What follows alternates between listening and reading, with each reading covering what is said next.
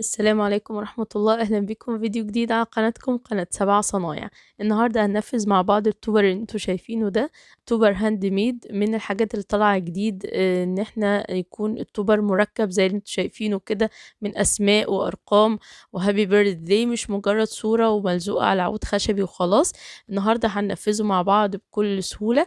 دي الورقة الكوشي اللي أنا طابعة عليها الأشكال والأرقام والأسماء بتاعتي، وهتلاقوا فيديو كامل عن نوعية الورق وازاي ان احنا نختار الصور وكمان ازاي نطبعها.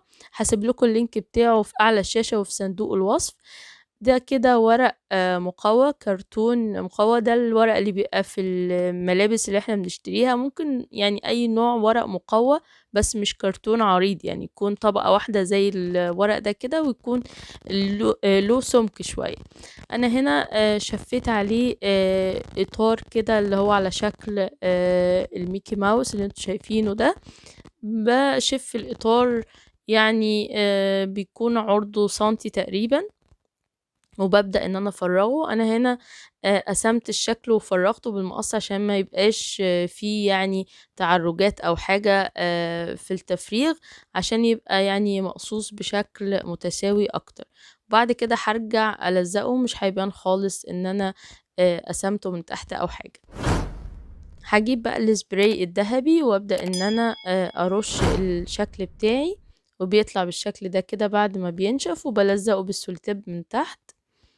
ودي كده الأشكال والأرقام بتاعتي والأسماء فرغتها من الورق اللي كانت مطبوعة عليه.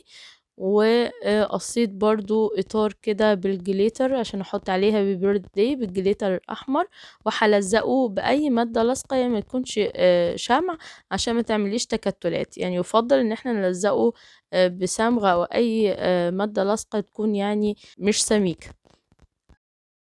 هبدأ بقى أثبت العود الخشبي في الشكل بتاعي كده من فوق ومن تحت بمسدس الشمع العادي.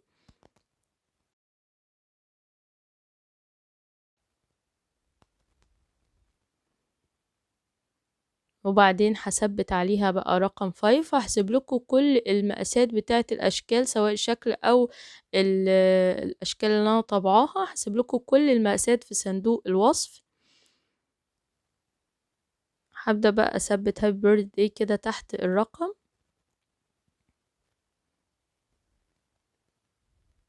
وزي ما قلت لكم، لو حابين معلومات اكتر عن نوع الورق وازاي نختار الصور وازاي نشوف كمان نعرف نحدد المقاسات، كل ده معمول في فيديو التوبر الاولاني، اللي هو التوبرز بقى العادية اللي احنا بنستخدمها في العادي. هسيب لكم زي ما قلت لكم اللينك بتاعه في اعلى الشاشة وفي صندوق الوصف. وده كده التوبر بتاعنا بعد ما خلص، وثبت الاسماء كده على الودان برضو بمسدس شمع من الاطراف. اتمنى يكون الفيديو عجبكم ويكون مفيد بالنسبه لكم. متنسوش بقى لو الفيديو عجبكم تعملوا لايك، ولو لسه مش مشتركين في القناه ياريت تشتركوا.